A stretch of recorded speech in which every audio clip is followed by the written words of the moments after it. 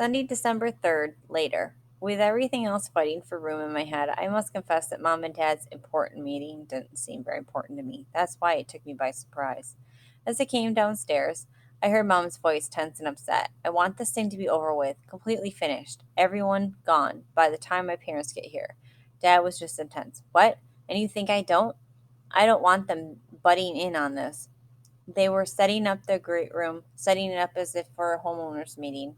They arranged 10 chairs facing the fireplace for the guests and another 10 chairs off to the side by the kitchen.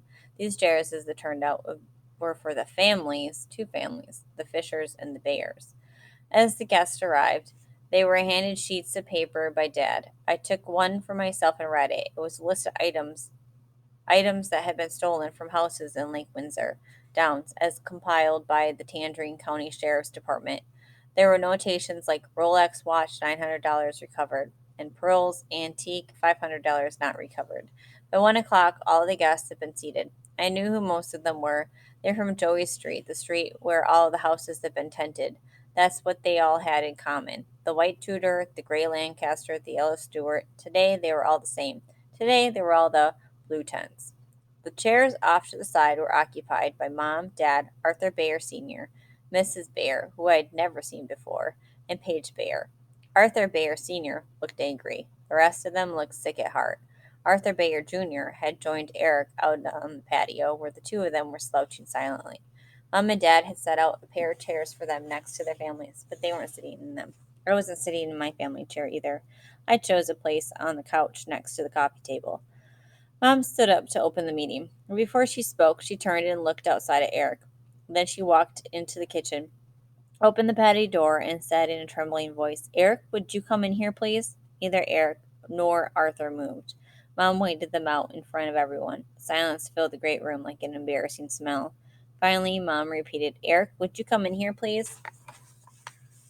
Arthur Bayer Sr. leaned around the corner and barked, Arthur, get in here.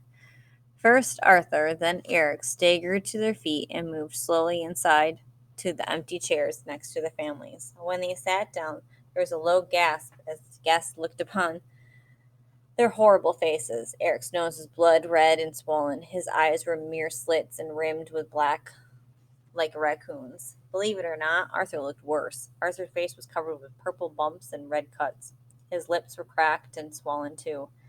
He looked out of place among humans like an ogre in a storybook. Mom picked up her notebook, opened it, and started to speak in an even, formal voice. On behalf of the Bayer family and the Fisher family, I want to thank you for coming. It is my duty to inform all of you of the following. She looked down at her notes and read, On November 22nd, I made a shocking discovery. While out at our storage bin, searching for boxes of winter clothing, I found a gym bag that did not belong there. When I opened this gym bag, I found a U.S. Army gas mask, a pair of rubber gloves, and a plastic supermarket bag filled with diamond earrings, watches, gold rings, and many other types of precious jewelry. This time there was a loud gasp from the audience, including me. That afternoon, I spoke with Sergeant Edwards of the Tangerine County Sheriff's Department. You probably know his name. Sergeant Edwards confirmed that the items in the gym bag matched the descriptions of the items that were stolen from your homes while they were tented. Mom closed the notebook and made eye contact with the guests.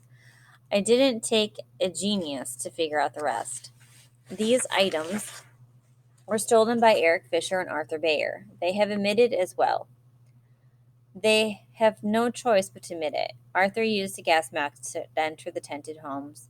Then he stole items from those homes while Eric kept watch outside. She pulled out a copy of the sheet that each guest had been given. We have recovered some of the items already. My husband will tell you more about that. Eric and Arthur gave some of your things away, and we are working on getting them back. Mom nodded at Paige. Paige Bayer has already returned the items that were given to her. Her friend Tina Turreton, who agreed to come here today but who obviously has not shown up, has already returned what was given to her. They have also provided us with names of other Lake Windsor High School students who received stolen items from Eric and Arthur. We have contacted the parents of all of those students and are confident that we will be able to get back those stolen items. Mom stared blankly at the guests for a minute and then said, My husband has more to say to you. Dad stood up as Mom sat down. He picked up where she left off. That's right. Sergeant Edwards is the Tangerine County officer in charge of all of your cases. He has allowed us, and by us, I mean the Fishers and the Bears, to approach all of you with a plan to make restitution. That is, Eric and Arthur will make full restitution to all of you for all of your stolen property if any item cannot be recovered and returned. Mr. Bear and I will guarantee its full value to you in cash. Dad held up his copy of the list of stolen items. You can see what we have already recovered. Those items could be released to you as soon as tomorrow. If we can get all of you to agree to this restitution plan, and it has to be unanimous agreement, then the sheriff's department will not pursue further charges against Eric and Arthur. I felt sorry for Dad at that moment. He just couldn't give up. He had too much invested in the Eric Fisher football dream, and he just couldn't give up. I wanted to say, "Look at Eric's face, Dad. That's what he really looks like." But I kept quiet. The phone rang, so I leaned over the coffee table and grabbed the portable. It was Joey, and he was practically screaming into the receiver. "The sheriff's deputies are at Arthur Bear's house. They're sitting in a car out front." "Oh, yeah?" "Yeah, they stopped me on my bike. They asked me if I knew where he was." "I know where he is." "Yeah? Where?" "He's right here." "Whoa, can I tell them?" "Yeah, why not?" Joey slammed down the phone. Arthur Bear Sr. was speaking now. He was angry. "I've talked to my son about this. He has admitted his wrongdoing, and he has said he is sorry, and he has made full disclosure of the facts. The question today is, do you want to persecute these two dumb kids and possibly ruin their lives? Or do you want them to make full restitution to you like men and get on with their lives? Do you want to give them a second chance or not?" I searched the faces of the people from the blue tents. Their jaws were set. Their eyes were focused on the ugly faces of Eric and Arthur. The blue tents clearly felt no pity for those two thieves, sitting in their chairs, staring at the floor, voiceless, useless, lifeless, like a pair of mannequins in a dumpster. One man spoke up against Mr. Bear. He said, "Don't go blaming me for ruining your kid's life. I didn't ask your kid to break into my house." Mr. Bear answered coolly, "No, of course you didn't." The man turned to the others and continued, "Why should they escape all punishment for their crimes? That's not justice. What if the cops had nabbed two kids from Tangerine for robbing our houses? They'd be in jail now." Mr. Bear waved the list at him. "Yeah, and you'd never see your property again. If this gets into the court system, you might never get your things back." The man shouted, "What is this, blackmail? If I don't agree, I don't get my stuff back?" He looked at the others. "We're getting robbed all over again." Mr. Bear was furious, but controlled. "Yeah, well, maybe you're the one person in the world who never did anything wrong in his life. Maybe you were born perfect. Maybe you never a dumb kid once." The man didn't back down. "I'll tell you what I never did. I never broke into an old lady's bedroom and ransacked through her underwear drawer and stole her pearl necklace that was handed down to her by her own grandmother, and then gave it to my girlfriend like I was a big man or something. I never did that, and I didn't know anybody else who did. Either your kid and that other kid are in a class by themselves, all by themselves." Mr. Bear didn't reply. He was so angry that he walked back to his seat and sat down, leaving no speaker at all in front of the meeting. Dad got up again, looked at them all, and asked simply, "Do you accept our plan for making restitution or not?" What choice did they have? In the end, the Blue Tent people accepted the plan reluctantly. They agreed, reluctantly, to give Eric and Arthur that second chance. The second chance you get when your parents can guarantee full restitution. The second chance you get when you can kick a 50-yard field goal. The meeting broke up quickly. Mr. Bear led his family directly to the door. The other guests started to file out, solemnly, silently, but then they stopped in their tracks. Something was blocking their passage. I hurried over to the side window and looked out. The first thing that I saw was Joey. He was straddling his bike out on the sidewalk. He was squinting in the sun. I looked to his left, and there they were. Two sheriff's deputies, one thin with blonde hair, the other big and muscular with a black mustache. Joey pointed out Arthur Bear, and the two deputies started toward him. Arthur and his father stopped still, right in front of my window, while the rest of the guests and the families squeezed out onto the driveway. The big deputy asked, "Are you Arthur Bear?" Arthur nodded meekly. The deputy said, "Extend both hands, please, Mr. Bear." Arthur did, and the deputy calmly clicked a pair of handcuffs onto his wrists. His partner circled Arthur and started to pat him down, looking for a weapon. I hurried to the door and pushed my way through. The big deputy was reading Arthur's rights. Arthur Bayer, you are under arrest in connection with the murder of Louis Cruz. You have the right to remain silent. Arthur's father was paralyzed, in a state of shock. But when he heard the charge, he yelled out, "Wait a minute, Arthur! That is the guy you told me about? The guy at football practice?" Arthur, terrified, nodded his head rapidly. His father continued, "Listen, officer, this is not right. This is a mistake. Arthur told me all about this guy, back when this first happened." The deputy, whose name Take said Sergeant Rojas, started walking with his prisoner, not listening. "Arthur told me about a guy who showed up at football practice looking for a fight. He didn't belong up there. He was just looking for trouble. Am I right, Arthur?" Arthur continued to nod. He came up to Arthur and took a swing at him, so Arthur hit him back. One time. Am I right? Arthur nodded. And that was the end of it. The guy came up there looking for a fight and he found one. The guy didn't even belong up there. I couldn't listen to any more of this. I shouted, "He belonged up there." Arthur's father turned to see who had said this. I went on, "He belonged up there as much as you and your stupid kid do." I looked up at the blonde deputy. The weapon that he used to kill Louis Cruz was a blackjack. This made Sergeant Rojas stop in front of the open door of the police cruiser. He turned and stared at me, so I added, "It's probably still in his Land Cruiser back at his house. It was there on Friday night anyway." Sergeant Rojas called over, "How do you know he used a blackjack?" "I saw him do it. I saw Arthur Bayer sneak up on Louis Cruz like a coward and hit him on the side of the head. Louis never even saw it coming."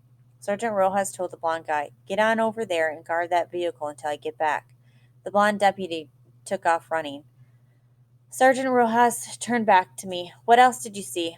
I stood up straight and faced them all, like I had seen Louis do. I heard Eric Fisher tell him to do it."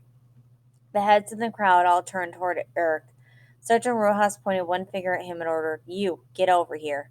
Eric shuffled forward, like he was already wearing leg irons. The sergeant demanded, "Is that true?"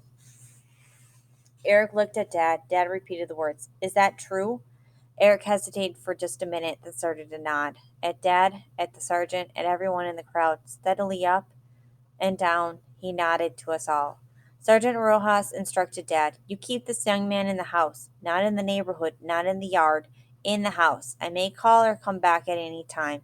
I expect him to be here." Dad whispered that he understood. The sergeant turned his attention back to me. "Do we have your statement, son?" "No, sir." Then I felt compelled to add, "I wasn't brave enough to give my statement." He eyeballed me. "Are you willing to give a statement now, if called upon?" "Yes, sir."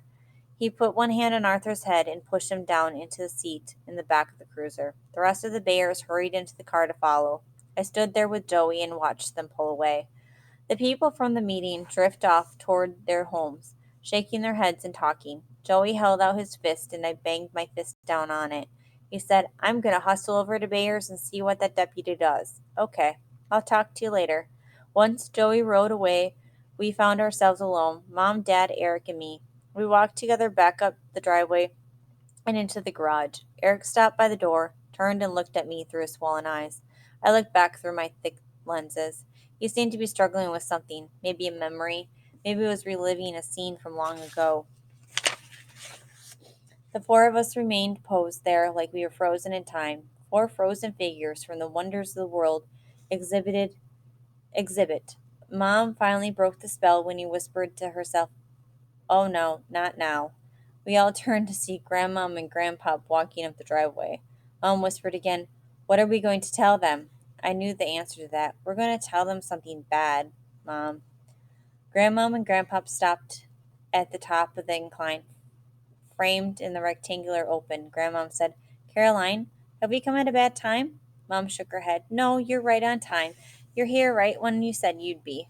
Grandpop looked hard at Eric. He asked him, "What the hell happened to your eyes?" Eric answered him in a surprisingly strong voice. "I got kicked in the face, Grandpop. Some kid kicked me in the face." Grandpop glanced over at me and then back at Eric. He gave him a short nod like he understood. Eric said, "Excuse me." Then he opened the door and disappeared inside.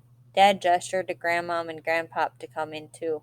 They exchanged a worried look and then started forward. Mom and Dad led us into the kitchen and sat at the round table. Grandmom and Grandpa looked me up and down. Then Grandmom asked her usual question, "How are you, Paul?" "All right. I'm all right." Grandpa clapped me on the shoulder. "That's good." I dragged over a stool from the counter so the five of us could sit around the table. Eric wasn't anywhere to be seen. I figured he'd gone upstairs to his room. Mom and Dad took turns talking, just as they had at the meeting. Grandmom and Grandpa didn't seem surprised by any of what they heard. They took it all in without even blinking. When it was over, when we told them every bad thing there was to tell, we paused and waited. Grandmom put her hand on her heart, sighed deeply, and said, "You know what I'm going to tell you, Caroline." Mom closed her eyes. "You're paying now for what you didn't do back then." Mom agreed with her completely. I know. But Dad wasn't so quick to surrender. He said curtly, "That's easy to say now. It's easy enough, 7 years after the fact, to say, 'I told you so.'" Grandmom replied flatly, "We're not saying that." Grandpa leveled a stare at him. "We did tell you so. Eric did need help. He needed a doctor's help." Dad countered with, "No, Eric did not need a doctor's help. He did not need drugs. He did not need to be one of those medicated kids who float around all the time like they're underwater." "What drugs? We're not talking about drugs. The kid needed to know which end was up. That's all. First off, he needed to get his backside whipped for hurting Paul." Dad looked away.